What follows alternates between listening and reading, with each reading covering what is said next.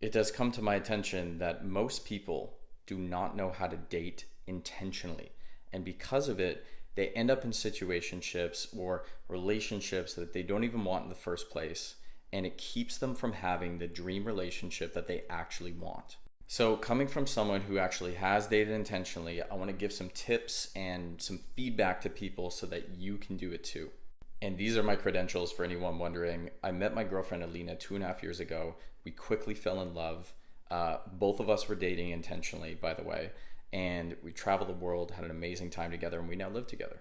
All right, so step one, the very first thing you need to do before even talking to anyone is you need to take out a pen and paper. You need to write down your dream partner list.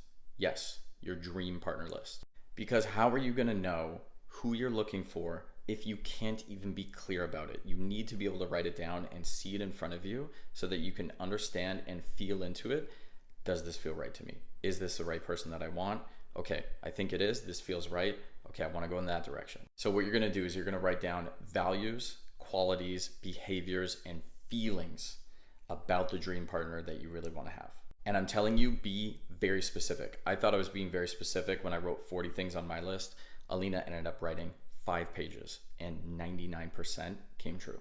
All right, so once you've done that, you're going to move on to step 2, which is to start dating people, obviously, but the part that is different is you need to start dating different people that you otherwise might not normally go for. Does that make sense? Because the most important thing is you need to broaden your experience and understand that different people are not bad. You might think they're bad because you have an idea in your head, but once you actually start dating them, you'll quickly realize, oh, maybe I was wrong about this type of person, or nope, I was right. I definitely don't want that person. And that's great because now you've narrowed it down.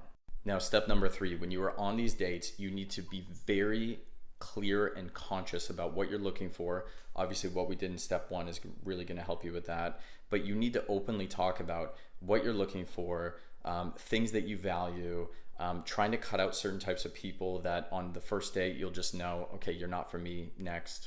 Because the whole point in this phase is that you were trying to qualify the person. You're actually looking for, is this person right for me? Instead of just getting caught up in the idea of how amazing they might seem. All right, there's so much more to this. Let me know in the comments if you want a part 2. My friend was like, your dating pool right now is so scary. And I was like, I know. You're telling me I know. I live in the bad dating capital of the world, okay? I don't know where to go from here. I don't know where the good ones are, but they ain't here, all right? And if you think for a second that I'm not a little traumatized from being single in the state of Colorado, I am. He's so nice, and he's the guy that I should want. But it's like I need a little bit of like a, you're going to send me to the psych ward, and it's just not giving that. This is the hardest part about dating, I really feel like, is like you show somebody that genuine good energy. For some people, they just don't find it as attractive as the person that is ignoring them or is being toxic. And that is the truth. But I think it has a lot more to say about that person than it does about your energy. Can I be honest with y'all for a sec? I'm gonna be honest with y'all. One of the reasons dating in this generation is so hard is we're too comfortable in the gray area. I know so many people, shoot, even me before, are in situationships because we don't want to say how we really feel. But we have to realize that if we don't feel comfortable telling that person how we feel, it's time to move on. My philosophy is, look, we either doing this or we not. Let's put down these boundaries of what we're doing. 'Cause if we don't, someone inevitably is gonna get hurt. I'm young, but I ain't got time to be out here just messing around. So either we doing it or we not. Dating is fucking exhausting. You meet someone, you make small talk, you ask them on a date, you get to know them on this date if they show up, you have a great time, or you don't. You let them know that you had a great time after, and they will too, or they won't. But if they do, you keep the conversation going until they don't respond and fucking ghost you. So you part ways. and then you start all over again. Bye bye, ta-da. I'm 23 years old and I don't date. I'm not saying like I don't date at all. Like, I'm talking 2 dates a year. This isn't gonna be one of those videos where I'm like, I'm better than the rest of the population because I don't date, but I'm gonna give you guys some insight as to why I don't. And don't get me wrong, I love a date. I also think dating is like so fun, but that feeling like after you go on a few dates with somebody and then you realize like they're a loser, I like want to avoid that at all costs. I don't want to say I'm dating to marry because I feel like that's really extreme and not even at that place in my life right now. But just because you're casually dating doesn't mean you need to put up with the bare minimum. Like, if a guy's messaging me and he's like, oh, I really want to hang out with you, or like, I really want to see you, I'm like, okay, great, plan something. Because even if it's casual or whatever, you don't want to take a guy too seriously, you should at least expect them to have some intention to see you. Not even just that, but like, they should respect your time and not think that you're just available at the drop of the hat at any moment for them. I'm not saying like play games, but if a guy's asking you to hang out day of, think about all the other girls he has asked to do something day of and they've said yes. Do you really want to be one of them girls? I'm not saying that's a bad thing, but if you want to take time out of my week, it better be a time and a place that you planned because you see me as somebody that respects their time. So that is one of the reasons I don't date, or why I haven't gone on second dates. Because the second you're not a man of action, you're not my man. And also, I just wouldn't even want to have to tell a man to do that. You're not already acting that way off rip and you're just not my man. The reason I don't frequently date is because if a man off rip sounds lustful in the slightest to me, I'm not even answering. I get it, like, it's a men's human nature. They are like sexual beings. But the fact that you lack self-control to meet a stranger, like, how many other people are you acting like that with? Therefore, not my man. Also, staying on the topic of communication, if communication is off rip, you're not my man. Your communication isn't the general standard level of communication, especially at our big age. Why would I waste my time speaking to somebody that doesn't have the respect to communicate to me as somebody that they would have respect for? It's not that hard. Also, me saying that, I'm not saying I need somebody to message me at all hours of the day because I don't even do that. But like, it's like The other day, a man looked me in the face and said, Aubrey, why are there so many single women like you in their 30s who complain about how awful it is to date, how bad the modern day dating pool is? Because I'm a man, I'm single in my 30s, I have no kids, and I have so many options out here. You guys just have to, pick better men. And then he said something along the lines of relationships being a walk in the park or something like that. And I'm over here like, what park are you walking through? Because I'm trekking through Jurassic Park with a machete. I'm glad that you're strolling through Central Park enjoying the scenery, but women are out here fighting for our lives. Hey, in theory, I agree with you. Women should pick better men. But you want to know what that would require? That would require men to, be better. But I'm so glad that you're having a great time dating. I fear it's because you are in fact delusional, but hey, go off, king. Ghosting made it way too hard to be honest, mainly for the reaction you get when you are honest. I recently told a guy no thank you to going out again, and his response to me saying no thank you was, wow, what an unempathetic human being you are. I hope you have fun being alone with your cats, you freak. End quote. And I said, well, that was kind of unnecessary. And he lectured me 2 separate paragraphs, 30 minutes apart, about how unempathetic of a human being I am and what it means to lack empathy. So now I'm in this predicament because I went out with this guy on Tuesday and it was an awesome date. Like, I genuinely, and I'm in my dating phase right now. I'd love to find a boyfriend and find love again. Like, that'd be so awesome. Went out with this guy on Tuesday. It was a really, really great time. We had a really great conversation. But near the end of the date, I discovered he didn't have a driver's license or a car. And he's 27 years old.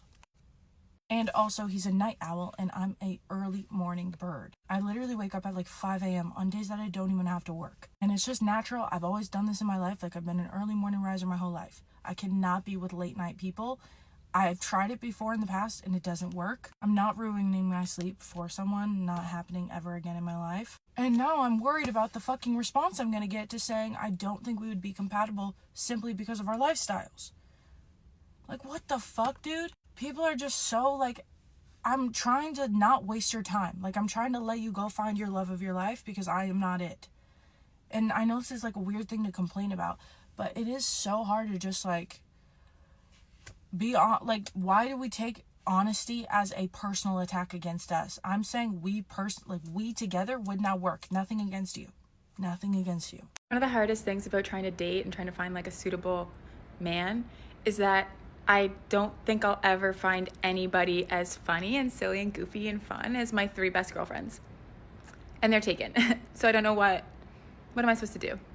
Dude, I'm so jealous of the people who got in relationships in college or even in high school for that matter. Like, trying to date right now is basically impossible. If you meet somebody off a dating app or like have somebody recommended to you, it's just so forced. There's such a small chance that it actually goes anywhere. The people I know who have been in long-term relationships are the ones that happened organically and started as just friends, which makes sense because honestly, men and women can never be just friends if they're somewhat attractive. In college and high school, you're just always meeting people and hanging out, but nothing is ever actually a date. You get to know somebody before you actually go on any dates, and it gives you time to figure out if you actually like the person instead of one impression, which never really works. Do you know what's offensive? Dating apps in your 30s. Do you know what's more offensive? When the people in your life who are in relationships or married or dating look at you with pity and they say, just keep trying, your time's coming, it'll happen when you least expect it, just get out there and meet people. No. Have you been on Hinge lately? Have you been on Hinge in 2025? If the answer is no, you are not allowed to give me your opinion. Like, I'm 31, and this whole meeting people organically out and about thing, I just don't think it exists anymore. I don't think people communicate in person. So we've been trying the dating apps. Let's start by Hinge. Offensive. The most offensive thing is when the little prompt comes up on Hinge and it says, we think you two are the most compatible, and then you see who they're thinking you're compatible with. I'm like, that's what I'm bringing in? So it's a me issue. And then we have Tinder. Tinder is only good if you're overseas and you're in Europe, and that's really if you want to hook up with a hot European man. They are very sexy. But like in America, you're going to get kidnapped and you won't be alive if you go on Tinder. And then we have Bumble. Bumble's a lot of work. I don't like to do all the work. I feel like I have to do so much work in my real life as a girl. No, I don't want to message you. I'm sorry. And last but not least, we have this magical app called Raya, which is like very exclusive. All the people not on Raya, they want to be on Raya. Let me tell you, no, you don't. You don't want to be in Raya. They're matching you with people in Dubai, people in freaking Australia, people in Europe.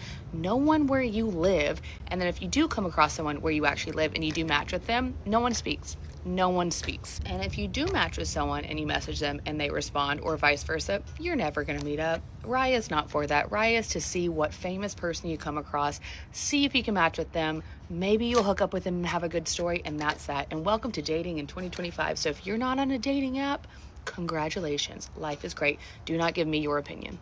The ruination of dating in this generation is not only social media, but it's the fact that we feel the need to label every little thing. The amount of TikToks that I see where it's like, signs if you're in the talking stage, how do you know if he actually likes you? Worry about the 3-month rule. Is he gaslighting you? Signs that he's love bombing you. Chill. Take a chill pill. This is what's wrong, is do you think back in the olden days, they had us sitting there being like, am I on the talking stage? I don't know. They didn't even know what the term 3-month rule was. There was none of that BS. They just lived in the moment. They went through life. They saw that person through, felt the vibes, got to know them, and then it transitionally naturally went into a relationship. There's no one linear way to date someone or meet someone. Yes, it's good to be cautious of certain things, but I think it's so messed up how we have over-assumed and over-analyzed every little critiquing thing. It's led to people making assumptions. It's led to people cutting themselves off from people just for showing one little sign or doing one little thing. You don't fully know a person. When you're dating someone, you're actually getting to know that person. Yes, there's obvious signs that someone is overly love bombing you in the first date 2, 3, and they're saying all these wonderful things to you. They don't know you, so obviously you can tell in your mind, maybe they are love bombing me. But to go through life over analyzing every little thing and worrying, that's exhausting. At the end of the day, if someone is meant for you, they will be for you. So if someone takes 3 hours to respond to you, don't be petty and wait 3 hours to respond to them. Show that you care, because if you're a caring person, that's the type of person you want to be with. Whoever is meant for you will stick in your life. Be cautious. Don't get too wrapped up in your head and over fantasize every little thing. I know it's hard sometimes because I do that all the time. But don't let assumptions or negative thoughts or negative terms that are going currently on in society ruin your dating life. So I'm the only single friend in my friend group right now. And that being said, can we talk about the cons of that? And what makes it worse is that I have never been in like a full-on real life relationship before. So what sucks is that when they ask for advice, like let's say they're going through something with their significant other and they need help, you can't be that person to help them. Why? Because you can't relate to them. And then you can't really give your advice because like you've never been in a relationship before and you don't really know what you would do in that certain situation. Another con is like when you feel like a fifth wheel or a seventh wheel whenever you guys are out, or a third wheel. Third wheel is the worst. Like I know I'm definitely ready to be in a relationship at this point in my life and where I'm at. And I have been dating, but maybe I'm just picky. I don't know. And maybe too picky is a bad thing. And I know they're truly looking forward to the day they finally get to meet someone. Like me and my friends go to a lot of events and I need to bring someone. Like I want to bring someone. But you know, whatever happens, happens. But yeah. As a guy who doesn't go out to the bars or the club very often, it's really hard to find a girl who does the same. Like, I'm not looking for a girl who's a recluse and never goes outside ever. Like, I'll go out occasionally, maybe like once, twice a month, maybe. You'll never see me at the bars back to back to back days or weekends for that matter. But it's hard to find a girl who does the same. I live in Newport Beach and all these girls just want to party all the time. And that's cool and all, but like, I don't want to date the party girl. I'd way rather go to a nice dinner, have a glass of wine, and actually be able to have a conversation than go to a club or a bar, pay $20 to get in, and then like $60 for drinks for the entire night, and they're all just watered down. Plus, you're just being surrounded by a bunch of sweaty people who all smell bad. I would way prefer a dinner, or even just like sitting outside, like on a porch or a bonfire, just chilling. And it's like impossible to find that in California specifically. And the only way to really genuinely meet people is like in person, like at the bar or the club, but I don't want to meet those type of people. So I've been relying on the beach and like just public places. And it's been working out pretty good so far. I know a lot of young guys have been struggling with this, and probably some women. I just don't find party girls attractive. Like, they can be absolutely fucking stunning physically, but just that attribute is just kind of a negative in my opinion. I'm sure a lot of you feel the same way. I finally figured out why it's so hard to date in your early mid-20s. At this age, everyone's been through that one heartbreak. You know, the one that makes them question everything about themselves and their lives. The one that has you in the corner of your room listening to Spotify's curated sad songs. And the one that helped you realize that you needed to get your shit together, get a little career change, or run a full marathon. So no wonder everyone has their guards up. I feel like half the people that I talk to genuinely don't know if they're looking for anything serious or not. It feels like I'm in this weird middle ground where some people are holding on to their youth and not ready to settle down, and others that are looking for something more serious. I have this thought and I don't know how to fully articulate it into words. I've re-recorded this video like 4 times because I just keep stumbling on my words, and I'm gonna just let it out and hopefully y'all can pick up on what I mean. I feel like a reason why dating in America is so hard is due to all of the different cultures that come to America. And let me explain. America in general has a lot of people coming here from different backgrounds and different cultures, and these cultures have different values and ways of living, right? We have the entirety of Central and South America coming up here. We have Europeans coming here. We have African cultures coming here. We have Asian cultures coming here. We have Middle Eastern cultures coming here. We have different people brewing in this country, right? And all these cultures have different religions and different values and different things. And when it comes to dating, this is where obviously, because my content's always talking about dating. When it comes to dating, obviously all these cultures have different like morals. Also, with all these cultures coming here, there's also the American culture too, which y'all like to say that America doesn't have a culture, but America in itself has a culture. I'm not gonna try to label it, but there is. So the point that I'm trying to make is, me as a first generation of Brazilian parents, I myself have been instilled with some innate Brazilian moral values when it comes to like dating and living my life. But living here for the last 10 years, I've also been Americanized. I put asterisks because I don't even know what you know what I mean by that.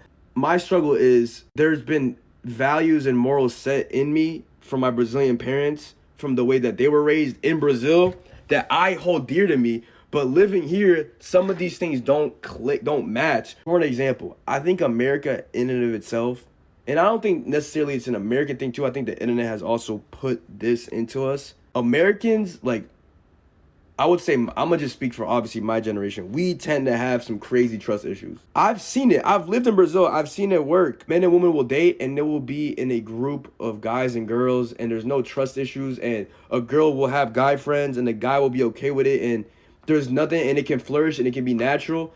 God forbid that happen in America, though.